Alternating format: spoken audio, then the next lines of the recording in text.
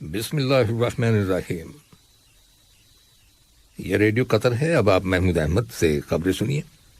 ابتدا میں پیش خدمت ہیں اہم خبروں کی سرخیاں۔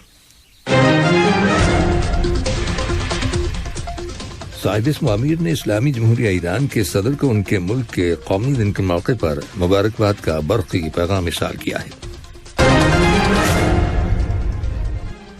عالمی ادارہ صحت WHO کے مشرقی بحیرہ روم کے علاقائی دفتر میں پولیو کے خاتمے سے متعلق کمیٹی نے قطر کی وزیر صحت کو کمیٹی کی شریک چیئرپرسن منتخب کر لیا ہے۔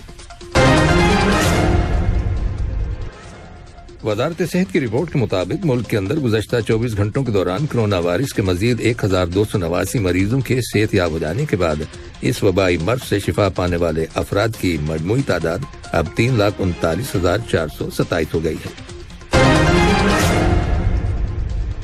اور امریکی حکومت نے $7 بلین کے منجمد افغان فنڈز کو ملک کے لیے انسانی امداد اور امریکہ میں 11 ستمبر کے حملوں کے متاثرین کے درمیان تقسیم کرنے کا اعلان کیا ہے۔ یہ تھی اہم خبروں کی سرخیاں، اور اب سے چند لمحوں بعد تفصیل سے خبریں نشر کی جائیں گی۔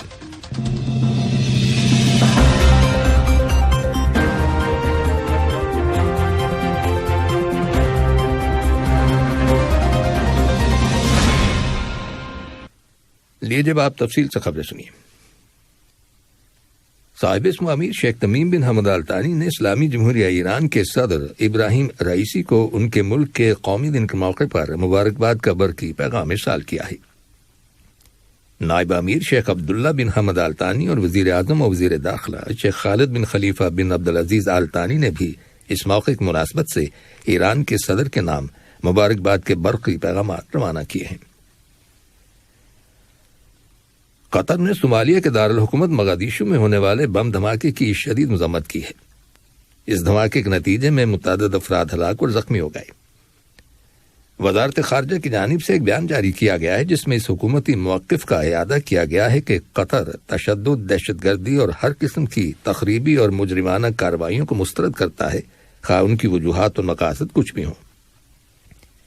بیان میں ریاست قطر کی جانب سے ہلاک شدگان کی فیملیز، صومالیہ کی حکومت اور عوام کے ساتھ تعزیت کی گئی ہے اور زخمیوں کی جلد صحتیابی کے لیے نیک خواہشات کا اظہار کیا گیا ہے۔ عالمی ادارہ صحت WHO کے مشرقی بحیرہ روم کے علاقائی دفتر میں پولیو کے خاتمے سے متعلق کمیٹی نے وزیر صحت ڈاکٹر حنان محمد الکواری کو کمیٹی کی شریک چیئرپرسن منتخب کر لیا ہے۔ ان کا یہ انتخاب کمیٹی کے حالیہ اجلاس کے دوران عمل میں آیا۔ اس موقع پر ڈاکٹر حنان محمد الکواری نے کمیٹی کے ممبران کا شکریہ ادا کیا۔ اجلاس میں پولیو کے خاتمے کے حوالے سے غور و خوض کیا گیا تھا۔ ڈاکٹر الکواری نے کہا کہ قطر میں جنگلی پولیو وائرس کے انفیکشن کا آخری کیس سن 1990 میں منظر عام پر آیا تھا، تاہم قطر کے بچوں سمیت خطے کے تمام ممالک کے بچوں کو اس وقت تک خطرہ لاحق ہے جب تک پولیو کا مکمل طور پر خاتمہ نہیں ہو جاتا۔ وزارت صحت کی رپورٹ کے مطابق ملک کے اندر گزشتہ 24 گھنٹوں کے دوران کرونا وائرس کے لوکل کمیونٹی میں 532 نئے کیسز جبکہ مسافروں میں 125 نئے کیسز رجسٹر کیے گئے ہیں۔ وزارت صحت نے کرونا وائرس کے مزید 1289 مریضوں کے صحت یاب ہو جانے کی تصدیق کی ہے، جس کے بعد اس وبائی مرض سے شفا پانے والے افراد کی مجموعی تعداد اب 3,39,427 ہو گئی ہے۔ کرونا وائرس میں مبتلا ایک مریض کے انتقال کر جانے کی بھی تصدیق کی گئی ہے جو پیچیدہ بیماریوں میں مبتلا تھا، جسے ہاسپٹل میں طبی سہولتیں فراہم کی گئی تھیں۔ دریں اثنا متعلقہ اتھارٹیز نے 723 افراد کو حراست میں لینے کے بعد انہیں پبلک پروسیکیوشن کے حوالے کر دیا ہے۔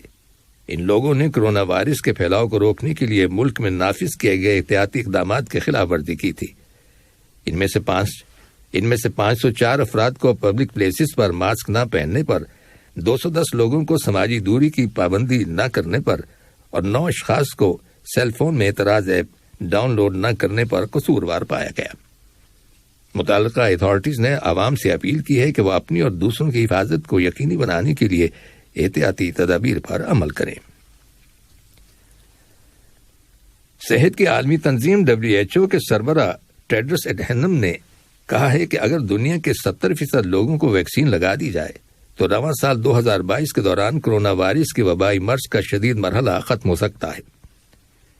انہوں نے اس توقع کا اظہار کیا کہ اس سال کے وسط تک یعنی جون جولائی کے آس پاس 70% ویکسینیشن کا ہدف حاصل کر لیا جائے گا۔ جنوبی افریقہ میں اخبار نویسوں سے بات کرتے ہوئے انہوں نے کہا کہ ایسا ممکن ہے کہ کرونا وائرس کے پھیلاؤ کو کنٹرول کر لیا جائے، اس کے لیے ہمیں محنت کرنا ہوگی۔ وزارت تعلیم اور اعلیٰ تعلیم نے کرونا وائرس کے وبائی مرض کے آغاز سے پہلے کی طرح اسکول ڈے کو نارمل ٹائم پر شروع کرنے کا فیصلہ کیا ہے، جس پر اتوار 20 فروری سے عمل شروع ہو جائے گا۔ وزارت تعلیم اور اعلیٰ تعلیم نے طلباء کو فزیکل ایجوکیشن کی تعلیم دینے اور غیر نصابی اسکول ایکٹیویٹیز کو بھی احتیاطی تدابیر کے ساتھ شروع کرنے کا فیصلہ کیا ہے۔ وزارت نے ایک بیان میں کہا ہے کہ یہ فیصلہ ملک کے اندر کرونا وائرس کی تازہ ترین بہتر صورتحال اور وزارت صحت کے مشورے کی روشنی میں کیا گیا ہے۔ یہ خبریں ریڈیو قطر سے نشر کی جاری ہیں۔ دمشق سے ملنے والی رپورٹس کے مطابق شام کے شہر سویڈا میں کرپشن اور بگڑتے ہوئے معیار زندگی کے خلاف ہزاروں لوگ کل 5ویں روز بھی سڑکوں پر نکل آئے۔ مظاہرین نے صدر الاسد کی حکومت پر الزام عائد کیا ہے کہ وہ ملک میں بڑھتے ہوئے معاشی بحران سے نمٹنے میں ناکام رہی ہے۔ ادھر حکومت نے حالات کو قابو میں رکھنے کے لیے شہر میں گشت کے لیے دمشق اور دیگر پڑوسی شہروں سے سیکیورٹی فورسز کے دستے روانہ کر دیے ہیں۔ یمن کے حوثی باغیوں کی جانب سے متحدہ عرب امارات پر بیلسٹک میزائلوں اور ڈرون طیاروں سے لگاتار حملوں کے بعد امریکہ نے متحدہ عرب امارات کے لیے فوجی مدد میں اضافہ کرنے کا اعلان کیا ہے۔ امریکی سینٹرل کمانڈ کے commander in chief general Frank Mackenzie نے متحدہ عرب امارات کی فوجی امداد کے معاملے میں بات چیت کے لیے ابوظہبی کا دورہ کیا ہے۔ یاد رہے کہ یمن کی 7 سالہ لڑائی میں حوثی باغی سرکاری فورسز کے خلاف برسر پیکار ہیں۔ سرکاری فورسز کو سعودی عرب کی قیادت میں ایک عرب اتحاد کی مدد حاصل ہے۔ اس اتحاد میں متحدہ عرب امارات بھی شامل ہے۔ امریکہ کے صدر جو بائیڈن نے روس کی جانب سے یوکرین پر حملے کے خدشے کے پیش نظر وہاں پر موجود اپنے شہریوں کو یوکرین سے فوری طور پر چلے جانے کی ہدایت کی ہے۔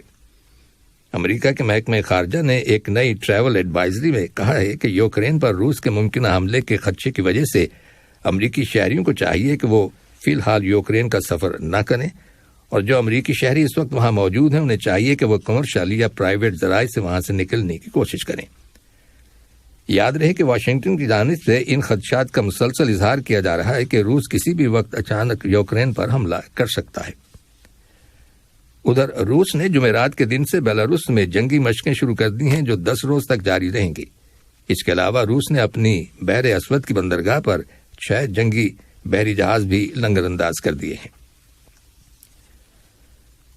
روس کی فوج کے چیف آف جنرل اسٹاف ویلرے گریسموف اور امریکہ کی فوج کے joint chief of staff mark ملی نے ٹیلی فون پر بین الاقوامی سلامتی کے امور پر تبادلہ خیال کیا ہے۔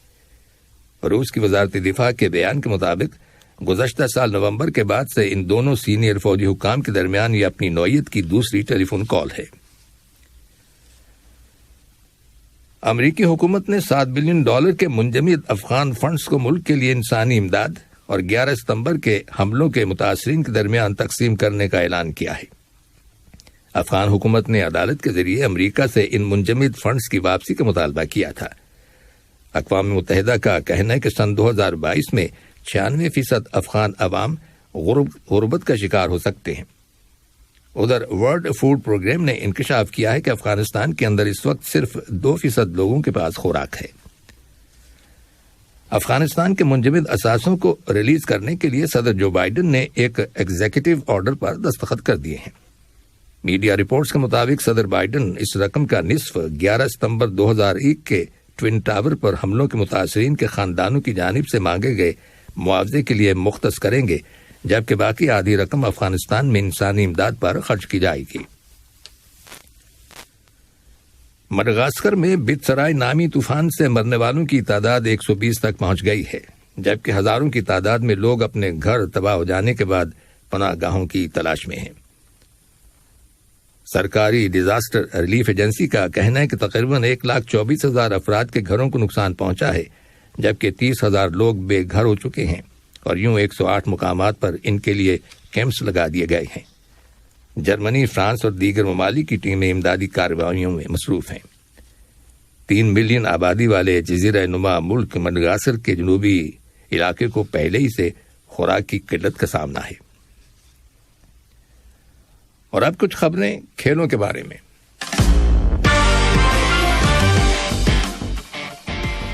رواں ماہ فروری میں جاری کردہ فیفا رینکنگز کی رپورٹ کے مطابق ایشین چیمپئن قطر اب 52ویں نمبر پر ہے۔ فٹ بال ٹیموں کی ورلڈ رینکنگز میں قطر گزشتہ سال دسمبر میں 48ویں نمبر پر تھا۔ قطر والی بال لیگ کے 14ویں راؤنڈ کے مقابلے میں الواقرہ کلب کی ٹیم نے الغرافہ کلب کی ٹیم کو 25-22، 25-16 اور 26-24 سے شکست دے دی۔